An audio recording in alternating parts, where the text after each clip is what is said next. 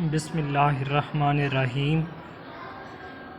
آج ہم 2 کلاس کا ورک سٹارٹ کر رہے ہیں، جس میں پہلی بک ہم دے رہے ہیں جی واقفیت عامہ، جسے جنرل نالج کہا جاتا ہے۔ اس کا آج پہلا سبق پڑھتے ہیں، پہلا لیسن پڑھتے ہیں، جس کا نام ہے جی اللہ تعالیٰ کی نعمتیں۔ اللہ تعالیٰ کی نعمتیں یعنی کہ اللہ تبارک و تعالیٰ نے ہمارے لیے جو نعمتیں پیدا کی ہیں، آج ہم ان کا ذکر کریں گے۔ اللہ تعالیٰ نے ہمارے لیے طرح طرح کی نعمتیں پیدا کی ہیں۔ اللہ تبارک و تعالیٰ نے ہمارے لیے مختلف طرح کی، بہت ساری طرح کی، کئی قسموں کی نعمتیں پیدا کی ہیں۔ ہوا اور پانی اللہ تعالیٰ کی ایسی نعمت ہے جس کے بغیر ہم زندہ نہیں رہ سکتے۔ اسی طرح ہے کہ اگر ہوا میں آکسیجن ہوتا ہے، ہوا نہ ہو ہم سانس نہیں لے سکتے، ہم زندہ نہیں رہ سکتے۔ اور اسی طرح اگر پانی نہ ہو تو ہم زندہ نہیں رہ سکتے۔ آپ سب لوگ جانتے ہیں کہ اگر پانی نہ ہو تو انسان زندہ نہیں رہ سکتا، پانی پیے بغیر انسان نہیں رہ سکتا۔ اللہ تعالیٰ نے زمین اور آسمان بنائے۔ اللہ تبارک و تعالیٰ نے زمین بنائی کہ جس پر ہم رہ رہے ہیں، اور آسمان بنایا۔ زمین پر پہاڑ اور دریا بنائے۔ آپ سب کو پتہ ہے کہ زمین پر دریا بھی ہیں، پہاڑ بھی ہیں۔ پودے، جانور اور پھل پیدا کیے۔ اللہ تبارک و تعالیٰ نے پودے پیدا کیے، جانور پیدا کیے اور پھل پیدا کیے۔ پودے کہ جن سے ہم آکسیجن بنتا ہے، درختوں سے آکسیجن ہمیں ملتا ہے، پودوں سے آکسیجن ملتا ہے جس سے ہم سانس لیتے ہیں۔ جانور جن سے ہم دودھ لیتے ہیں، جن سے ہم گوشت لیتے ہیں اور ہم ان سے غذائیت حاصل کرتے ہیں۔ اور پھل پیدا کیے کہ جو ہم پھل کھاتے ہیں کہ جس کی وجہ سے ہم صحت مند رہتے ہیں، ہم زندہ رہتے ہیں۔ اس نے ہمیں رہنے کے لیے گھر دیا، رہنے کے لیے ہمیں گھر دیے۔ دیکھیں کہ اگر اللہ تبارک و تعالیٰ نے اپنی نعمت یعنی اگر ہمیں گھر نہ دیں تو ہم کس طرح سے رہ سکتے ہیں؟ سردی میں، گرمی میں، ایک موسم میں ہم نہیں رہ سکتے۔ یہ اللہ تبارک و تعالیٰ کی بہت بڑی نعمت ہے کہ اللہ تبارک و تعالیٰ نے گھر دیا ہمیں۔ گھر میں پیار کرنے والے ماں باپ، ہمیں گھر میں پیار کرنے والے ماں باپ دیے، ماں باپ جنہوں نے ہمیں پیدا کیا، جنہوں نے ہمیں جنم دیا۔ اللہ تبارک و تعالیٰ ہر کسی کے ماں باپ کا سایہ ان کے سروں پر سلامت رکھے۔ دیکھیں ہمارے ماں باپ ہم سے کتنی محبت کرتے ہیں، کتنا پیار کرتے ہیں۔ سارا دن وہ ہمارے لیے محنت کرتے ہیں، ہمارے کھانے کا بندوبست کرتے ہیں، وہ ہمارے آرام و آسائش کا بندوبست کرتے ہیں، وہ ہماری اچھی تعلیم و تربیت کا بندوبست کرتے ہیں۔ وہ ہم سے دیکھیں کتنا پیار کرتے ہیں۔ اور بہن بھائی دیے، اور اسی طرح اللہ تبارک و تعالیٰ نے ہمیں بہن بھائی دیے ہیں کہ جو ہم سے اپنا بہت زیادہ پیار کرتے ہیں، ہماری سنبھال کرتے ہیں۔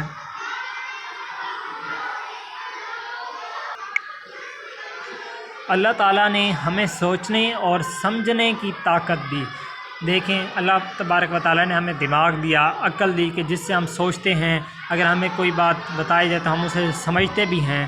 جب ہم اپنے ارد گرد کی چیزوں کے بارے میں سوچتے ہیں تو ہمارے ذہن میں سوالات پیدا ہوتے ہیں۔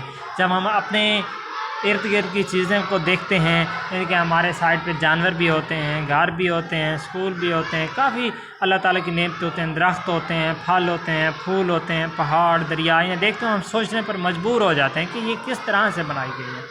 ہم ان سوالات کے جواب تلاش کرنے کی کوشش کرتے ہیں۔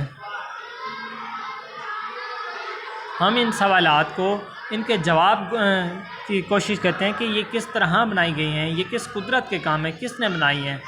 تو یہ صرف اللہ تبارک و تعالیٰ ہی بنا سکتے ہیں، ان کے علاوہ اور کوئی یہ کام نہیں کر سکتا۔ اس کے نتیجے میں کام آسان ہو جاتے ہیں۔ جب ہم یہ سوچتے ہیں تو ہمیں یقین ہو جاتا ہے کہ یہ سب چیزیں اللہ تبارک و تعالیٰ نے ہی پیدا کی ہیں۔ اللہ تبارک و تعالیٰ کے علاوہ اور کوئی معبود نہیں ہے، اور کوئی یہ چیزیں نہیں بنا سکتا، کوئی اتنا کامیاب نہیں ہے۔ تو پھر ہمارے لیے آسان ہو جاتا ہے۔ انسان نے گول تنے کو لڑکتے دیکھ کر پہیہ ایجاد کیا۔ گول تنے کو، پتے کو لڑکتے یعنی اسے پانی میں تیرتے، پانی میں گر کر جو تیرتا ہے، گھومتے ہوئے نیچے گرتا ہے، وہ دیکھ کر پہیہ ایجاد کیا۔ گھومتے ہوئے جو پتا نیچے گرے اسے لڑکتے کہتے ہیں۔ دیکھ کر پہیہ آپ سب جانتے ہیں جسے ہم ویل کہتے ہیں، ایجاد کیا ہے، نیو انوینشن جسے کہا جاتا ہے، جب کوئی نئی چیز دنیا میں بناتا ہے انسان کہ جس کا پہلے کوئی ذکر نہ ہو، کوئی نام نہ ہو، کوئی اس کی ایجاد نہ ہو، نہ بنی ہو، پہلی دفعہ بنائی جائے، اسے ایجاد کہا جاتا ہے۔ پہیے کی مدد سے طرح طرح کی مشینیں بنائیں۔ ہم نے ایک پہیے کی مدد سے اس کو دیکھ کر سمجھ کر ہم نے مختلف طرح کی مشینیں بنائی، دیکھیں کار بنائی، ہم نے بائک بنایا، رکشے بنائے، اس کے علاوہ ایروپلین، ٹرینز وغیرہ اینڈ بہت ساری اور ہم نے چیزیں اس طرح بنائی ہیں۔ جب کوئی شخص اللہ تعالیٰ کے دیے ہوئے علم کو استعمال کر کے کوئی اچھی چیز بناتا ہے، جب کوئی شخص اللہ تبارک و تعالیٰ کے دیے ہوئے علم سے، یعنی کہ وہ قرآن پاک پر عمل کر کے، جو تعلیم اللہ تبارک و تعالیٰ نے قرآن پاک کے اندر دی ہے اس کو پڑھ کر اگر کوئی چیز بناتا ہے تو اللہ تعالیٰ کا شکر ادا کرتا ہے۔ جب وہ کوئی چیز بنا لیتا ہے تو وہ اللہ تبارک و تعالیٰ کا شکر ادا کرتا ہے کہ یا اللہ پاک تیرے مدد سے، تیری توفیق سے میں نے یہ کام کر لیا، اور الحمدللہ کہتا ہے۔ جب وہ کر لیتا ہے تو کیا کہتا ہے؟ شکر ادا کس طرح سے کرتا ہے؟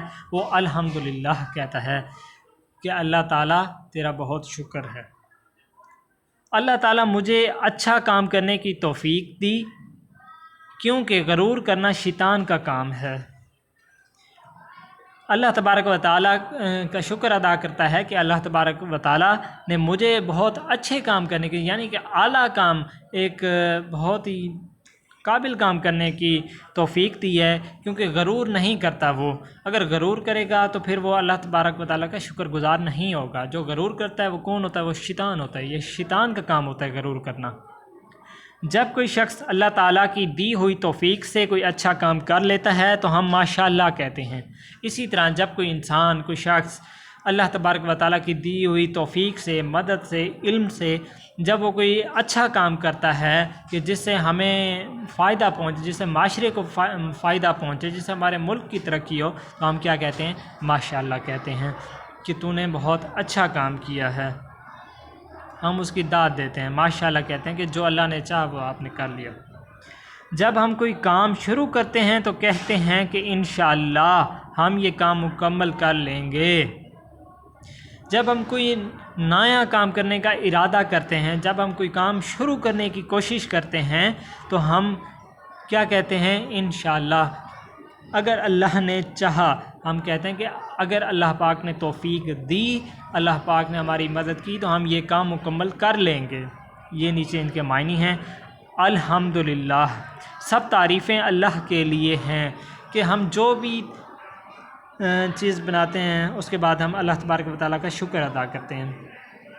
اللہ تبارک و تعالیٰ اور اس کے محبوب نبی اکرم صلی اللہ علیہ وآلہ وسلم کی شان اور تعریف، حمد و ثنا اتنی ہے کہ اگر ہم سمندر کے پانی کو دوات بنا لیں، انک بنا لیں، اور ہم اس سے اللہ تبارک و تعالیٰ کی اور حضور اکرم صلی اللہ علیہ وسلم کی شان مبارکہ لکھنے لگ جائیں تو یہ دوات ختم ہو سکتی ہے، انک ختم ہو سکتی ہے، لیکن شان حمد و ثنا ختم نہیں ہو سکتی۔